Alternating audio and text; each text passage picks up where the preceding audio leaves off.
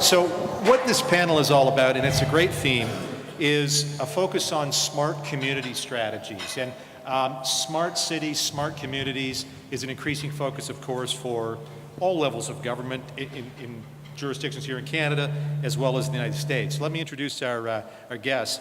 Sri Elaprolu is the global lead and senior manager, public sector IoT, Internet of Things, at Amazon Web Services. And Sri has come from us today from Washington, where he is based. Sri, great to have you here. Sri works closely with customers, solution providers, and system integrators across multiple countries, assisting them in leveraging Amazon Web Services to build scalable, secure, and cost-effective Internet of Things solutions. And again, Sri's on the public sector, so that's where he's facing. Speaking of public sector, Jan Harder is an Ottawa City Councillor from Ward 3, Barrhaven. We're outside your ward. Are we in your ward? We're not in your ward, are we? You're the urban side of suburban here. Okay, there we go. That's what I thought. I know I came through Barrhaven on my way from Stittsville, so there we go, yes. Ms. Harder is a recognized community builder and is chair of the City of Ottawa's Planning Committee and sits on the city's Finance and Economic Development Committee. Byron, Holland, you've been introduced to, of course, CIRA's president and CEO, and would like to welcome Dan Mathieson, who is there. There's Dan. Dan is the mayor of the beautiful city of Stratford, Ontario. He's in his 4th term as mayor there. He sat on municipal council and several committees since 1995.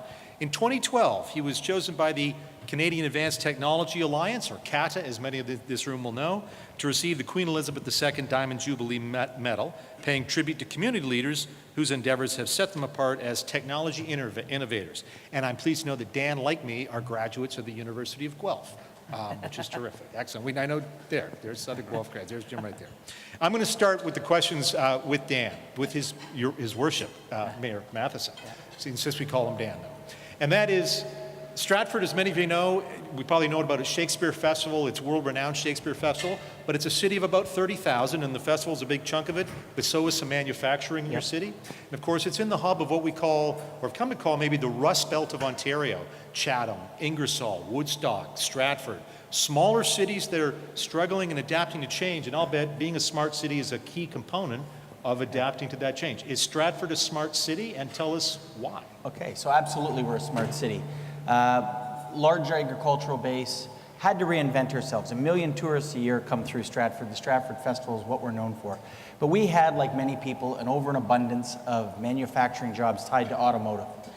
Coming out of the early 1990s, 2000 area, we started saying, what are we going to do? And we said we were going to adopt technology as one of our opportunities. We're on the next door to the other great technology hub. There's one here in Ottawa, Canada. There's one in Kitchener-Waterloo. And sitting on the edge of that, we thought we could, of course, start to look at technology. But to do that, you have to say, well, how are we going to adopt technology within our own government? Now, if you ask citizens of Stratford, they'll say, it's not such a smart city. My garbage didn't get picked up on time. The road didn't get fixed fast enough. But we've started to use technology as a way to embrace services we provide, digital literacy. So we've adopted the concept of that everybody should have an internet connection. That's why we made the whole city wireless. We have a ubiquitous Wi-Fi network over the entire city. And we've started to really adopt that and take it into how we operate government and how we interact with healthcare, with education, with industry. And one of the interesting things that some people wondered about, what made us a smart city? Well, as we were doing these things, Starwood decided they wanted to have what's called a distributive call center, where they were going to actually just put people at home to do their call center around the world. And we have 60 people employed in Stratford because of our internet connections. And CIRA was instrumental in helping us determine some of this and did the testing that helped us convince Starwood to actually employ people in our home. In their homes. So we have people in our community that work around the world on different time zones and everything else doing a distributive call center. And that's the type of job of the future, where bricks and mortar aren't going to be important, but connectivity is going to drive where people are employed. All right, I'm going to turn to Jan next. Jan, of course, is from Ottawa, a big city, a city of 1 million people, competes against other big Canadian cities for investment and talent, competes against global cities for investment and talent. Maybe you can talk about what are some of the ways your council over the last few years has been approaching this challenge of beating out Vancouver for this, or trying to get Amazon to show up and set up an HQ here? What about Ottawa and the Smart Cities Challenge? And we do have a large city. Geographically, our city can hold all of Vancouver, Calgary, Edmonton, Toronto, and Montreal within our borders. So you can imagine the challenges with 1 million people, not a great tax base for that kind of a size. So we've had to be very smart about what we're doing. And one of the things that I'm also on the board of Hydro Ottawa. And Hydro Ottawa now has the jurisdiction over all of the streetlights. It makes sense. They energize them, and they have installed. There's about 58,000 of those, and they have installed, most of them are already with LED. We're going to use those for a lot of sensor purposes. Really with that and owning the right-of-ways and having those in the right-of-ways, that gives us a lot of opportunity. But we're doing a lot of other things that are very smart too, including salt. Now, again, we're different than you are, and definitely different than you are down in Washington area.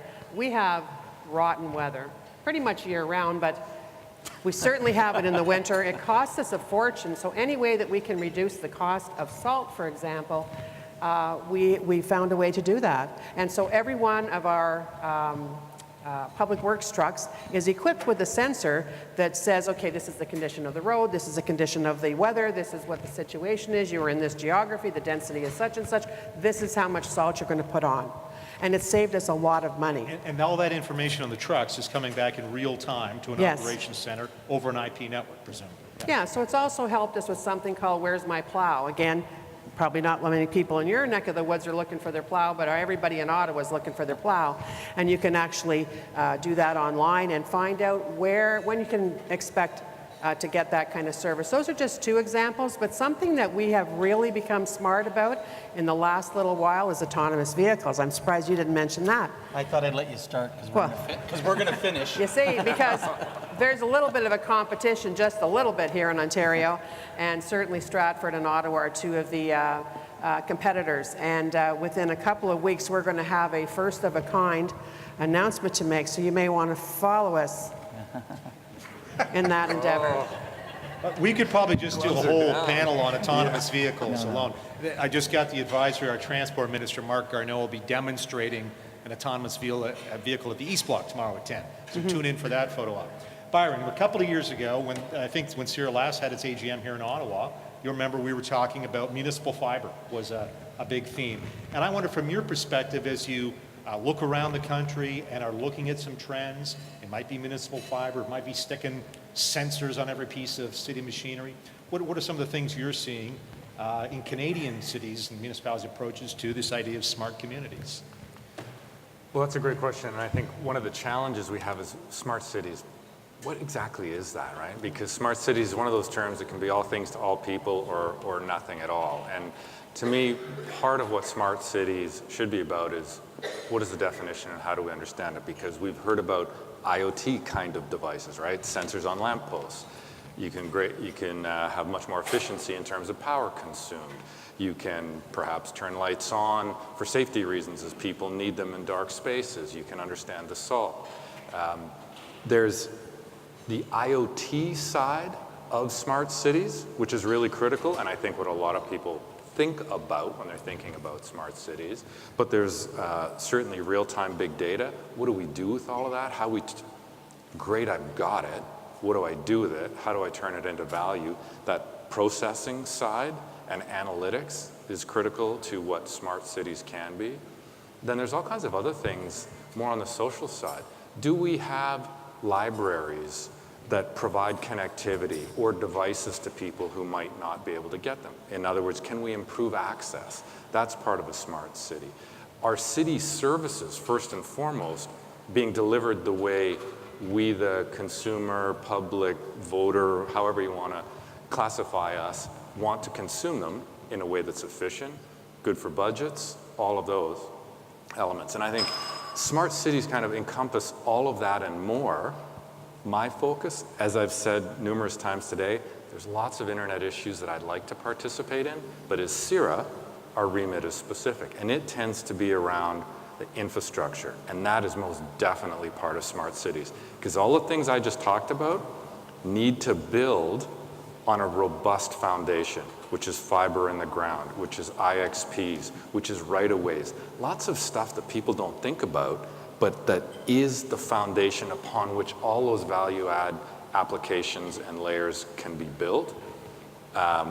Both our cities have done some great work on that front. I know that Hydro has taken a strong interest because of their right-of-way access, because of what they do with infrastructure, and are laying a lot of fiber in the city. That's something that's not really well known. No, we don't tell people that. It's a big secret, yeah. It is a secret. Oops, sorry. But that's the kind of thing that I'm seeing more and more and thinking about more and more is how do we ensure that that foundation is down so the real value-added services can be laid on top? It's about IXPs, it's about fiber in the ground, it's about having the right-of-ways that allow that to happen. It's about when you dig, when you put public transit through the rock under a city, are you just laying track or are you laying fiber? That's the expensive part. Let's make sure that we're always doing that every time we have the chance. And this is a good place to bring Sri in then. We were just talking off before we came on the stage, and you mentioned Amazon's working with 2,300 public sector entities around the world? Right. More than 2,300. More than 2,300 around the world too. Yes, government agencies, public sector, this and that. Presumably, scalability is a big issue for municipalities. I know I used to work in Aurelia near Barrie. Barrie, when I got there, was 15,000 people. I think Barrie's 100,000 people now. So you've got to deal with public sector agencies ready to move up. And you're probably in that infrastructure space helping cities out. Maybe you can talk about some of the work you've been doing around the world then. So one thing I'll actually pick up on what Byron was saying, which is the definition of a smart city will vary based on who you're talking to, right? So in my view, there are no dumb cities. It's the degree of which you're smarter and getting smarter at varies based on the city. Two different areas where cities could be focusing on, and we're actually seeing cities move in this direction. Number one, look at the systems and data that they already have. Analyze it and get information off of it so that you can actually use and make better decisions in the process.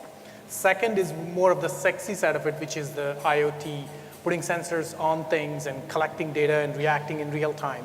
That's awesome, but you don't have to go all the way from zero to sensors on day one. You could start with what you have, start using that, and then as you're getting value out of it, start thinking about projects that you could be going and getting into. Now, the area where AWS plays a significant role in this space is one of the fundamental concepts or principles behind a smart city is using resources in the most efficient way, right? So that's the whole point is you want to reduce costs, you want to use resources in the most efficient way so you can get the value out. Why not, instead of building net new data centers and using CapEx dollars, investing upfront for infrastructure, taking advantage of on-demand, secure, highly reliable services in the cloud is where AWS plays a significant role. Now, not just capabilities in terms of compute, storage, and databases, but also going above to the platform level where a customer, a city, for example, let's say wants to try something.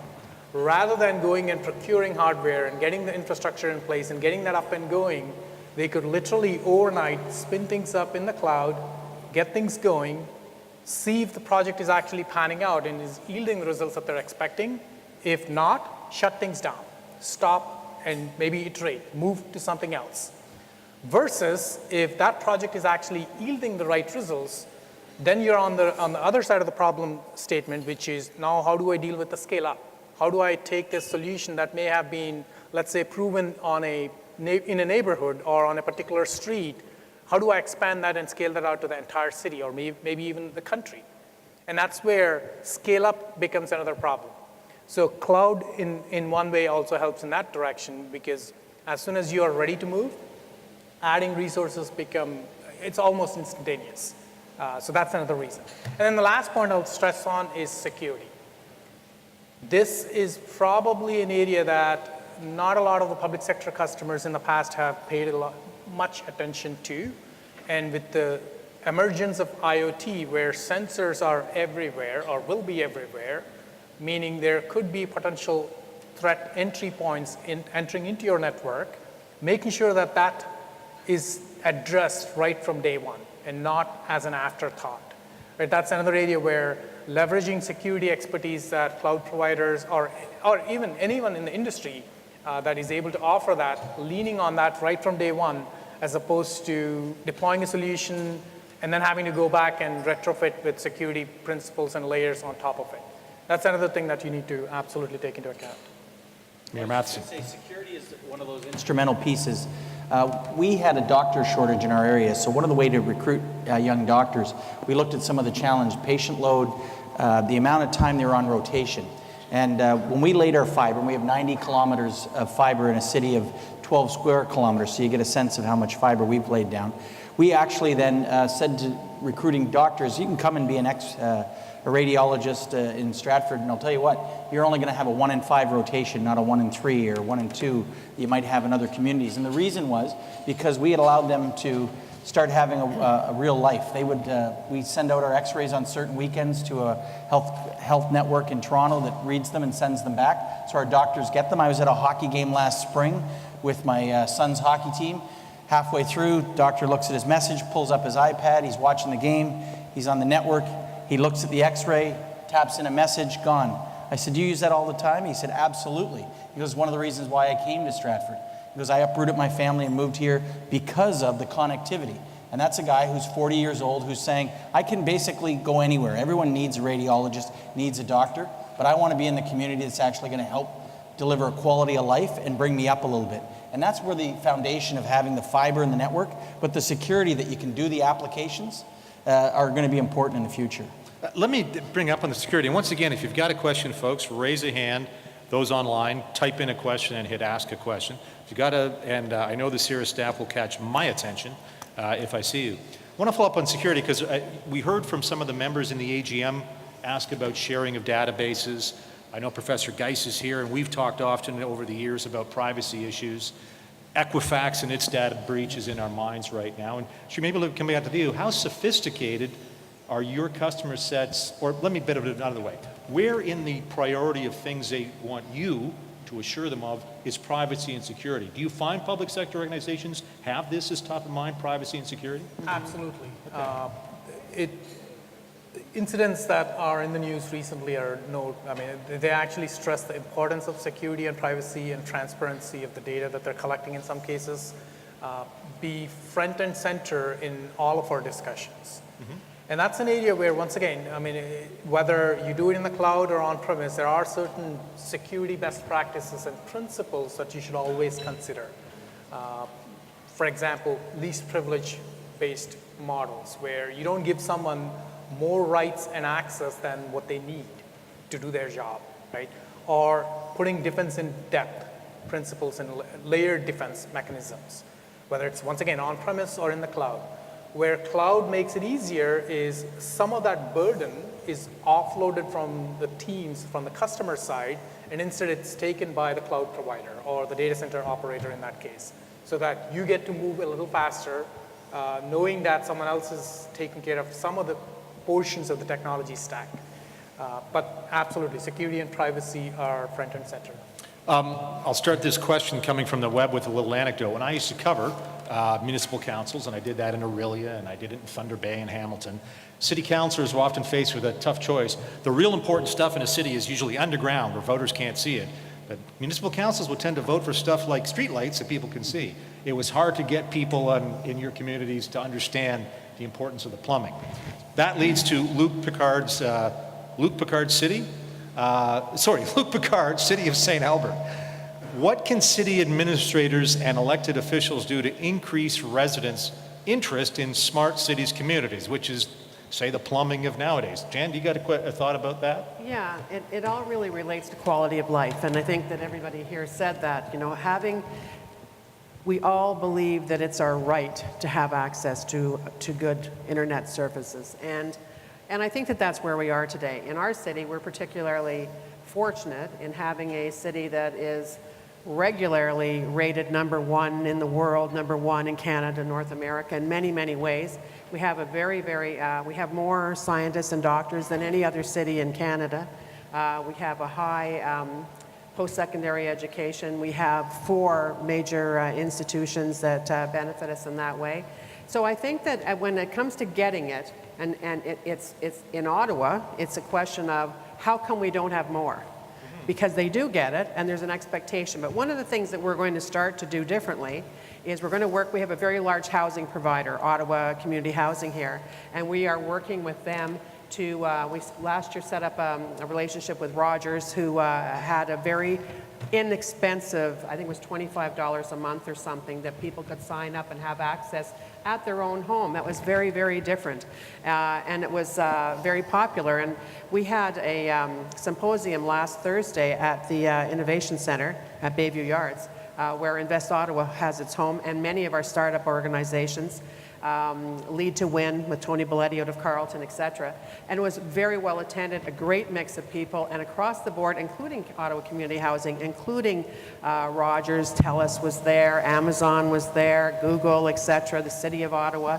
We're working on what we call Draft 2.0 Smart City, because it came to us over the last few years that we really already are doing a lot of smart things. Once you start focusing on it, then you need to really understand where the best value is. So I think that use your libraries, use your public schools, use all of those things, because just like in the old days when we started with recycling in the 80s, how were they forced to do it? By having your kids embarrass you.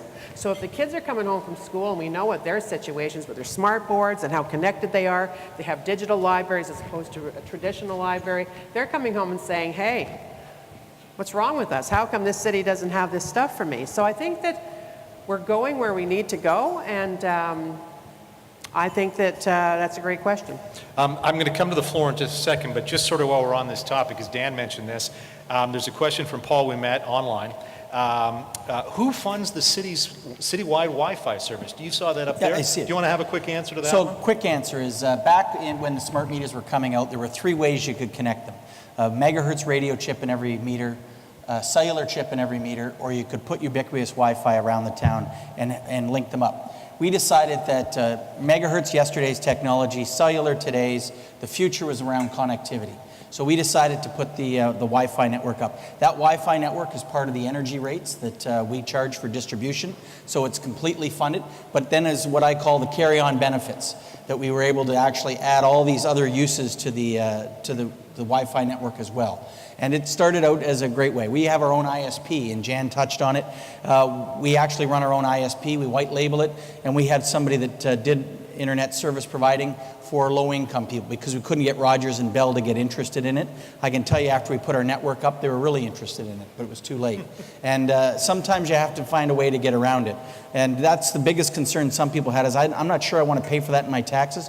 Well, you don't. It's part of your energy rates. If you're going to pay either to backhaul the data across a radio system or a cellular chip, so you're just paying for it in a different way, and it's usable across multi-platforms. Was the quick, just to probe on this, bigger capital cost or ongoing operating cost? So actually the capital cost was about a 30% delta over and above.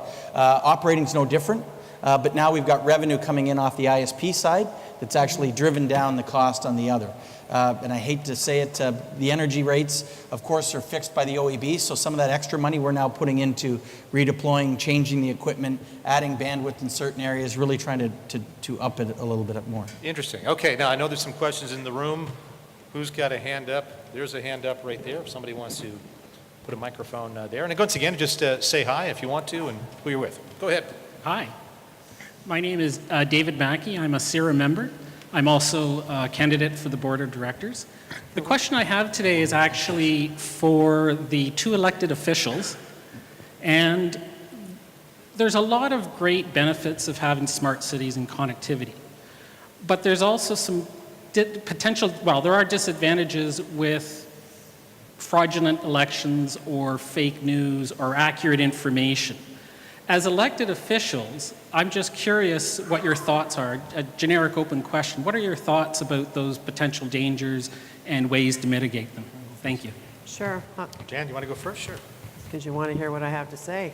And you can follow it. It's a lot easier to be second. You can always hit a home run later. Yeah.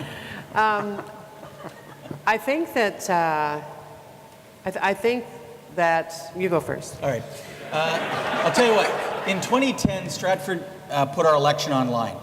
No polling booths. For those of you, the old people that had to walk into a community center to vote, they could, but they had to go in and get behind a computer, and they had to do it. We made sure the security was there. We also gave them the opportunity to do telephone voting. We've done it every election since then. Security's there. There's a robust... and Dan's won 4 in a row. Okay. Pardon me, Dan. And I've won 6. Yeah. 7 total, Jan, for me. But anyways, 4 is mayor. But so what we found is we actually use that as an opportunity. Now the fake news piece, I hate to say it, David's in the room. Any jackass with a computer, keyboard, and an internet connection calls himself a journalist today. Yeah. If you're not discerning enough to figure out what's fact and fiction, I have no hope for you, and that's your own problem. I think you need to look back at the channels where you get your news from. Probably Facebook is not the place I'm going to go looking for news. And I'm going to look at the blog posts and figure out whether or not they have any ethical standards. Are they a member of a journalists association? And I think that's the problem today. People have gotten really lazy, and they take their information whatever pushed to them.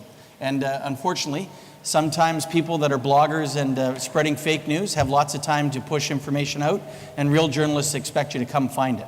And sometimes those bloggers are elected people. Yep. And we have that certainly in the city of Ottawa. And not all that they put on there is true because they don't do their homework and find out. I'm not going to get into any names or anything, but it's... we all know who they are right now. So back to that draft 2.0 smart city. One of the things we did about 1.5 years ago, our council chose 3 people, 3 representatives to work on smart city initiatives with some of the people in this room like Chris Cope and Jeff McNamee and I can't see anybody else right now, but to sit down and talk about what we should be doing and where should we be going. And I think that we have been cautious. So we have crawled, walk, run is the motto. And I think Singapore had, what was it, slow trigger, fast bullet when they made that kind of a decision too. So we are being very, very careful. We're messaging it well. We're fortunate to have Hydro Ottawa as our utility because they do a great job on their part of messaging, and they're doing a lot of work in communicating. So it's about communication, but it's about trust because it's about results. And when you can actually show something and said, yeah, but we did this, yeah, but it worked. Here's the science of it, etc. And now we're starting to pick up speed. Our mayor's on his way to, well, he's in Los Angeles, I think today. He's going to Seattle in a couple of days. We are interested in making a bid for sure. But you know, one of the things that nobody's talking about, and I mentioned this to Dan, I did go and visit Dan because I'm impressed by what they're doing in Stratford. And I did come to Ottawa and went out to Canada, so there you go. Absolutely, because you know, we talked about the autonomous vehicles, but something that is very, very new and emerging, and it came out loudly and strongly on how Canadian it is, and that's precision agriculture. We have a need in the world to increase food production by 70% in the next number of decades.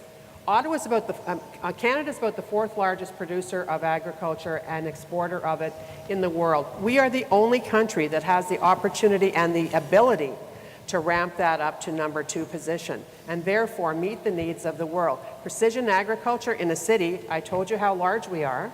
We have more than 1,000 active farms and 300,000 acres of land that can grow stuff, absolutely. Agricultural land. Through the supercluster, I don't know whether you want to touch about that, but how many people in the room were involved with superclusters? This is the new federal government initiative of establishing some superclusters. Not enough. That's surprising because we were. What about, how many of you intend to be involved with the smart city? What are you guys doing? It's the same people. Maybe they work for the federal government. Supercluster, what it did really is introduce Canada to each other. We're surprised they haven't come back and said at the end of August, like, you guys start working with these guys, et cetera, et cetera. But one thing here in Ottawa on agriculture, we made connections with British Columbia, Alberta, universities there, Olds College, Manitoba, Saskatchewan, truly building something Canadian. And I think that that is going to be a strength that's going to really resonate for decades to come. One of the things that CIRA did before this meeting is they sent around some questionnaires and tried to poll members here, members online, members who couldn't be with us today, for some questions. And I want to go to some of those questions. There's a whole lot of them. And Byron, I'm going to put this to you. recognizing, you've been asked a few times, why aren't you improving the speed of the internet and all those sorts of things. I get where CIRA's, starts and ends. But CIRA over the years has been active in the broader community of stakeholders around standards, developing standards, internet standards, communication standards. And there's a question here about CIRA's role, CIRA or domain name holders, in shaping digital communication standards for the Internet of Things that will impact smart cities and all people. Have all the standards been invented that we're going to need here? Is there a role for CIRA domain name holders? Where's the work? Recognizing that presumably standardization makes it easier for everybody to play and lowers costs. Got some thoughts at all on that one? Bit of an egghead one for you. But the short answer to the standards question is no. Pretty much full stop. And there's a whole bunch of reasons for that. Part of it is just the newness of it. How do standards get created? Think of the standards bodies. Think of the internet, which is now global. So it's not even just we're going to have the CSA or something domestic set standards per se. How do all of those IoT devices who are built from all over the world and parted out from all over the world create a common standard? That is very much a greenfield space right now, and it's part of one of the reasons we have so many security-related challenges with IoT as part of Smart City. But of course, I would encourage all the city officials to always put security right at the top. Standards right now are being talked about in various UN forums. The ITU, which has regulated the telecommunications industry around the world. And part of the challenge is you're getting different bodies trying to become the definitive standard maker, right? So you have a little bit of a power struggle happening there. And there aren't real standards. And that's why you get the kind of attack that we saw that hit the eastern seaboard, right? Which took out a lot of big name websites and high profile entities a year and a bit ago. That was the attack of the video camera, right? It was literally the first, arguably one of the first large-scale IoT-based attacks, and that was because a lot of IoT devices didn't have security, or what security they might have had wasn't being used, and they could be repurposed to form a bot. That's a really good example of why we should have some basic standards on IoT, but it's very much greenfield right now. Should CIRA be involved? We're looking at that. I think there is a role as a core internet infrastructure provider to be involved in that and add value. So that's an internet governance issue, it's a standards issue, it's a political issue to be sure, it's a technology issue, and I think in terms of CIRA's remit, which was your original question, yes, we have a role to play in that kind of multifaceted space. And Sri, the great place to bring you in on this one, because from your perspective, I know Amazon is busy in all sorts of standards work, but where's the work on standards? Is it security? Is that No, one? I completely agree that this is an emerging space, so not a lot of standards have been completely set yet, but it is narrowing. The field is narrowing. For example, there are protocols that you can use to communicate from a device to wherever you're communicating to. Could be a server on-premise, could be a cloud-based service, etc. Those protocols have been in place for a long time. They're now being actually, if you look at IoT deployments, those are the same protocols that are being used. Now, security is being added on top of it. Previously, it was done all on-premise on a closed network, so security was not necessarily as much of a concern. But now that it's wide open, meaning you're actually going over the internet, security of data in transit as well as on both sides of the transit needs to be secured. So that's something that has been solidifying a little bit. On the data side of it, which is actually another area that, especially in the smart city side, the progress is not as fast because of one of the lacking data standardization techniques, which is if I am a solution provider and let's say I'm a lighting provider and I'm collecting data, I'm going to store it in my own way, for my own needs. And if you go deploy a transportation solution, that'll do its own, that vendor will do their own way of handling data. There is no interlinking between the two systems. Now, if you think about a very large city or in fact a country, and you have hundreds, maybe thousands of these types of solutions deployed, and if you can integrate data between the two or between those systems, it's going to defeat the whole point of you deploying that massive system. And that's an area where ISO has stepped up, released a standard for smart cities data platforms. Still, I would say still in draft stage, but an area where a lot of attention is being paid to. In the US, for example, NIST is taking charge in this space as well. Once again, being that this is an emerging space, they're being careful and methodical about validating all of the existing protocols, approaches that may already be in place, seeing how they could be adjusted to make it real and valuable for IoT in that case. And Mayor Mathieson, I'm going to come back to you on this. Stratford is a small city, and your staff has probably overworked it as is right now. And all these bigger issues are going on. Where can a city like Stratford look for advice beyond paying a consultant a lot of money? Would it be get together with some counties? Is that a provincial government role to help out? Where does a city like Stratford get the knowledge to understand what's going on in some of these policy areas so you know how to apply it on the ground? So what we've done is really work at it ourselves. We started going to conferences, Intelligent Community Forum, Meeting of the Minds, different areas to learn what other cities are doing. And then we've always kind of gone to them and say, you know, you did something here, can we get the case study on that? And we bring it back and we have a group that take a look at it and do it. I do think there's a role for the province to play, and in autonomous cars is going to be a good example. Both Ottawa and Stratford are going to be testing cars. We're a demonstration site. And one of the things we're going to help the province do is they're going to fund it. So they're going to actually start to come up with some of the standards with regards to road signs and some of those things, because they have to take a leading role in it. They have to regulate it through the Ministry of Transportation. I think the same can be done on many other sides. I'll give you an example around data. You know, people talk about open data and all this great data that's there. At some point there needs to be, of course, the privacy side, but what are you going to do with that data? I can't go out and buy the Watson platform to actually do all the analytics on it, and I'm not really sure what the hell we'd be looking for anyway.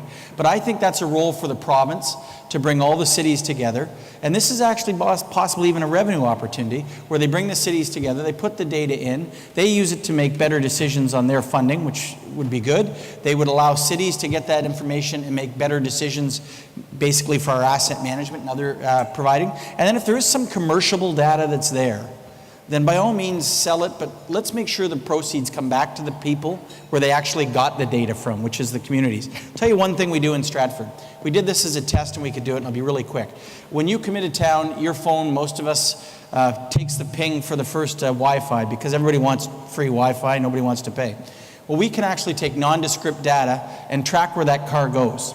And we'll know that they came in Ontario Street, they went downtown, they were downtown, and they hit off of this route node, and they were there for an hour and a half. We know that's a restaurant district. We also know then they got in the car and drove down to the Stratford Festival. They parked there for 3 hours. They picked up a route node there, so we know they were probably at a play. And then we know that they get in the car right after and they leave town. So we can use that to start saying, okay, how do we actually help our businesses get those people to stay longer? How do we make sure that we make better decisions? And those are some of the things that are going to come out of it. And I just think the data is going to be one of those elements where the province and the federal government are going to have to step up, help us understand the systems we should be concentrating on, and then help us manage the data that comes from it. So the revenue opportunity there was, you've got data that would be valuable to somebody in the private sector or other public sector, and there's some arrangements there you can make. Okay, very interesting. Any other questions here in the room? I've got one from our online, but I'll come back to the room right now. Right down front, if there's a microphone for a woman in a soft seat. There we go, right down front. Put your hand up so that, there you go. Hi there, we're going to split this question because I'm starting with a bit of a comment. My name's Shelley Robinson. I'm from National Capital Freenet. So we're a local not-for-profit internet service provider. We were featured in the presentation today because we're a recent CIRA SIP recipient. So we're launching Digital Access Day with some partners. Zena is one of them. And I just wanted to point out that along with Rogers, we are also offering a package, a lower cost, unlimited use package for Ottawa community housing tenants. So I think it's really important that, for sure, that big players are part of it, that we also keep in mind small players. All right, Zena. And actually, do you want to say something about this? No, go ahead. Okay, I want to bring, is this a question I was going to ask you, Jan, as well. For a big city, one of the challenges, of course, of a big city is people retire sort of more towards an urban area, so we have seniors, often on fixed incomes. We will see more low-income people in the city, perhaps, and elsewhere. So how do we serve this population that may need some help to get online, to get connected, to understand city services that are being made available? Is this a discussion that the City of Ottawa is having? Yeah, we have 33 branches, for example, of the Ottawa Public Library, and I was the chair of the library for about 8 years. And I used to say we actually have 33, plus we have a digital one, which is our 34th, which had more people accessing it than the branches even, and they were hugely successful. So we're going to be doing more work with our library. And it's always been a place of community hubs. For example, in most of the places, with the exception of probably Hetherington in our city, there are libraries that are in the near vicinity or space that can be, or services for outreach and that where they're coming. We think that there's a really big role for them to play there. And with internet access, you can virtually download anything that we have at the Ottawa Public Library. And that's just one of the examples that we would be engaging. Can I put a question back to Health, too. I should have asked this. You don't have a, yes. Do you find the city is easy? I don't know if you need to at all partner with them, the city or the province, but how are you finding as you may have to interact with a municipal authority or a provincial authority? Can you tell us about that? Sure. So we're lucky in that the chair of our board works for the city. So not in an official capacity, but Chris Cope is here today. So he certainly keeps me apprised of things, and I know he brings our name up in conversation. We started with support from the Ottawa Public Library. That's great. So we want to renew that. Yeah, I feel like we're doing well. I think there's probably more that could be done. I feel like nonprofits have a special spot they can slide into between corporations, and so that's what I'm looking for. Sri, let me draw on your expertise with 2,300 public sector organizations around the country. Is there, or have you seen some examples where municipality or a state government or a regional government has boards or is interacting or is getting the community involved with what projects can we do to become more smarter? I would say most of the smart city initiatives around the globe, in fact, have community involvement. And it comes from two different ways. Local academic institutions are actually very much at the table working with the city leadership on right from planning point of view, execution, evaluating the results, and then iterating on top of it. Because there is that bond between the local academic researchers that have the capacity and the talent to bring that unbiased view to the city leadership and looking at what problems are they interested in solving. Because if you go ask a city, they'll probably come up with a long list of problems or areas that they could improve on, right? Picking and prioritizing which ones would get you that immediate or near-term results that you can build on and then move forward. That's an area that we see academic institutions playing a very key role. Civic tech is another area where civic tech is I guess the equivalent of a startup, but focused specifically on government and civic engagement type applications. So civic tech hubs are also playing a crucial role in this space. Yes, they're for-profit companies, but they're fairly small, startups in most cases. They pick a particular problem, work with the city very closely, build a product or a solution that is very much aligned with the expectations of the city, and then hopefully they can take that off to other cities and other communities to make a business out of that.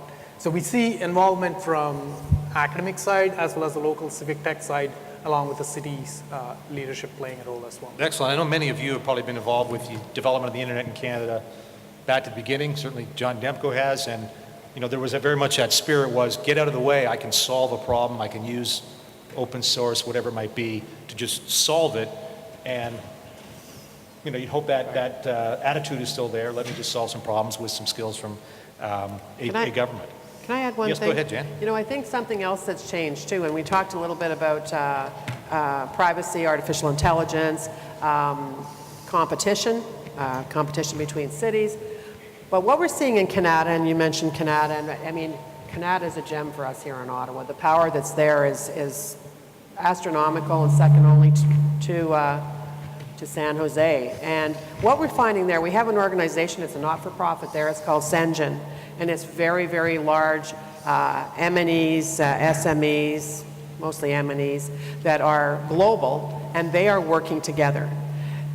I would say they've gone beyond cautiously working together, because they know that together, and they fit together, and how that works is something that they can market globally that benefits the world.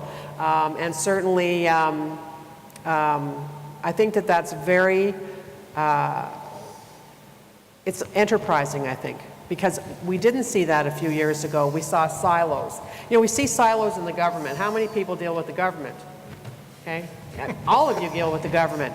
Bottom line is, in this city, we have so many silos. The greatest thing that we could do would be to collapse the silos and work together for this country. And I think, and therefore, you have something that is unique that we can market to the world, because there's lots of opportunities there. Sheree, I'm going to put this one to you. It's the one in front of the screen here, and it's coming from our folks on the web. Carrie Chernichin, a non-member, asks, how do smart cities enable or improve business-to-business connections?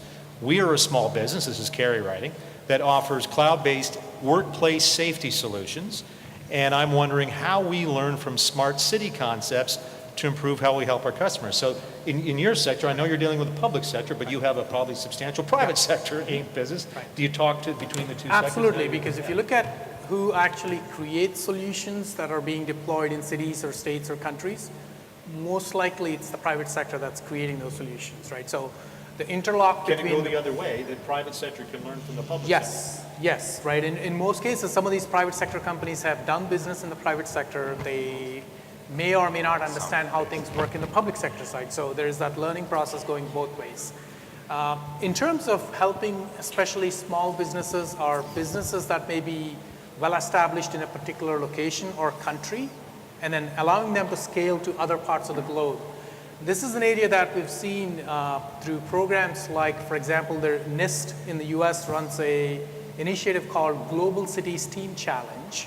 Some of you may have heard of it. It's an initiative where they take a city identifies a problem, allows that city to pair up with a local private sector entity or maybe even an academic institution, solve that problem, and then make sure that that solution, especially if it's relevant for other locations around the globe, is elevated up so that other cities are not having to reinvent the wheel. And the private sector entity, whether it's a startup or maybe a large company that has built that solution, can then quickly make their solution available around the globe. So there are entities and options through which that's being done. On our side, especially on the AWS side, we have programs that allow companies, startups, anyone, even Civic Tech side of it, that comes up with an idea, builds a product or a solution, to put it in the cloud, make it then available to any customers around the globe. There is a program called AWS Marketplace. If you're familiar with Amazon.com, the whole model of go buy, and very often that product that you're buying may be coming from a third-party seller that happens to be using the AWS or Amazon platform to make that transaction or do that transaction. Same exact concept, except here it's being applied for software and solutions that are relevant for business problems. So that concept has taken off significantly. There's a lot of interest from private sector entities, especially the small to medium-sized businesses that have aspirations to go global, may not have the resources to do it on their own, piggybacking off of entities like NIST, GCTC initiatives to get the visibility, and then using technology platforms to go global.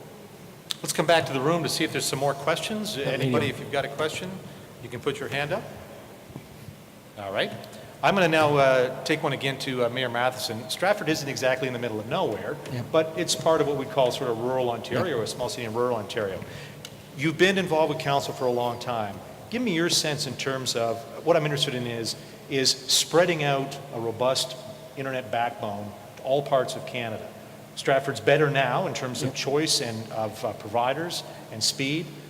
Been quick. What have been some of the struggles you've seen to make sure that a place like Stratford or some of the neighboring county towns have got what they need from a bandwidth perspective? So we've had a challenge in Stratford. We of course, as I said, have laid out a lot of fiber, and we've done it. Later this year, we'll announce fiber to the home. We'll start next year, and we'll have fiber, but that's with a private sector partner who's going to use our backbone and then they're going to come in. We could never get the interest of the big providers. We've got enough of a backbone that a regional TV provider is going to come in and do triple play, internet, telephone, and TV. And our hope is that, well, I know what our plan is. We're going to take part of the revenue that they make off of riding on our fiber, and we're going to use it to reinvest.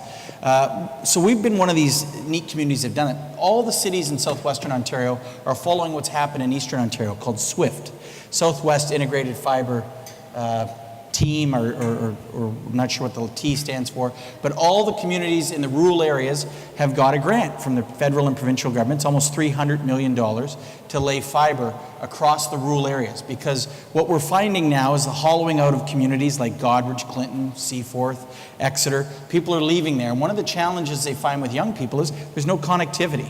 Now, we really market to what we call lone eagles, people that don't have to have bricks and mortar. They can live anywhere and work anywhere. As long as they have access to an airport and a high-speed connection, they'll do that. And that's where I think these communities are going to have their start. If not, they're going to continue to see net loss of people living in their communities, which then closes schools, which loses a sense of identity. So this $300 million, they're going to start laying fiber. And their plan is to then link into communities like ours to build a backbone. It's an important piece, and I've said a lot, and I heard David say it earlier. It is important as the sewer lines and the water and fresh water. If you think of a city 10 years from now that does not have connectivity and to the home, you are going to be lost in the future. And I think that's where we've maybe been a little negligent in doing so. We tried satellite for a while, which was okay, but bandwidth speeds, it never kept up with what was developed for the internet, and I think that's the challenge we have now. But for us, it was that piece that have linked us in. And it's the reason why the Royal Bank of Canada built its national data center in Stratford, and it opened in 2013. $400 million, 400,000 square feet, and a third of the country's economy runs through it every day. It backs up all the banking transactions that RBC does. And they came out to Stratford, little Stratford in the middle of nowhere, because we had internet connectivity and we had a robust backbone. And that's important. I tell that story to other small communities, because if you get on board, you can actually start attracting those. Now the building pays about $1.5 million a year in taxes and employs about 60 to 70 people, and they're good paying jobs. Yeah, that's terrific. Byron, I might want to close maybe with a forward-looking question to you. The theme, of course, of this event is building a better online Canada.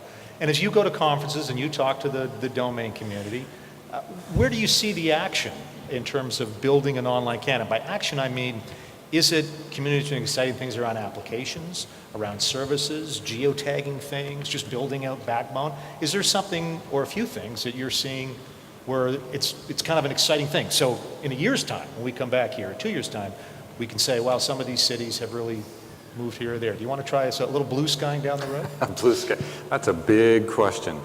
I mean, I do have the benefit of part of my job is participating internationally and seeing success stories around the world.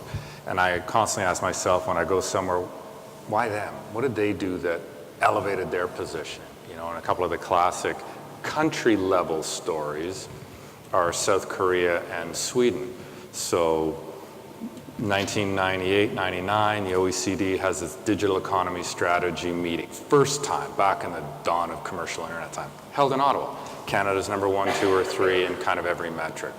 Fast forward to 08, we've slid way down the list of 33, and South Korea and Sweden have gone from the bottom of the list up to the top. Why did that happen?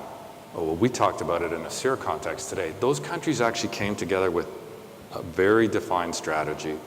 They had significant budgets to do work to execute on that strategy. Now, of course, back to my heart of hearts, they did a lot of work around infrastructure that laid that foundation down upon which all those value-added applications, ideas, startups, new businesses, governments, civic entities could build on. And to me, that's why I'm really interested in some of the discussions we've had here. And I've been to Stratford.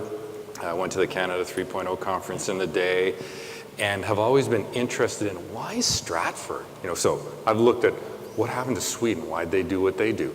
Anybody been to Sweden? Long country, not many people, basically rocks and trees. Sound familiar? And yet they have highly competitive, world-beating internet and applications and private sector and government usage, the internet, what's special about them? But when I come to Stratford, I'm like, what is it you guys have done? And part of it has been the progressive attitude that I think governments can have, and I'm not saying governments are the answer here, but in terms of a smart community, they're an important actor, and with strong leadership, whether we saw that in Sweden, or we saw it in South Korea, or whether we can see it right here on this stage, in combination with the other actors, cities can have a meaningful role in participating in it. And that's where I think in Ottawa, and I'm going to speak to Ottawa now, you've got Invest Ottawa, you've got the area that there starts with a B, Bayswater, that whole area, Bayview Yards, sorry, what's happening down there, how Hydro Ottawa is coming to the party here, CIRA in our way with IXPs and what we can do. All of the private sector actors, now the challenge is how do you coordinate that? There's tons of good stuff happening. And trying to get back to your question, what do I see where people excel? It's somehow they've had that coordinating magic that brings these actors together to actually create and execute on a strategy that's made up of many, many, many disparate players, whether it's giant technology companies, little technology companies, not-for-profit actors who have part of a space in the ecosystem. We're not-for-profit too. Governments at different levels. But how do you create that magic of coordinating all the independent actions? And I think it's the people who find that special sauce who've really been able to excel. Yeah, and I think as a technology reporter, which I used to be, Raleigh, Durham, San Jose, Ottawa, that's a common denominator in all those areas. Sri, Mayor Mathieson, Councillor Harder, and Byron, could we please have a round of applause for our panelists? Great discussion. Thank you, guys. Thank you so much. Thanks.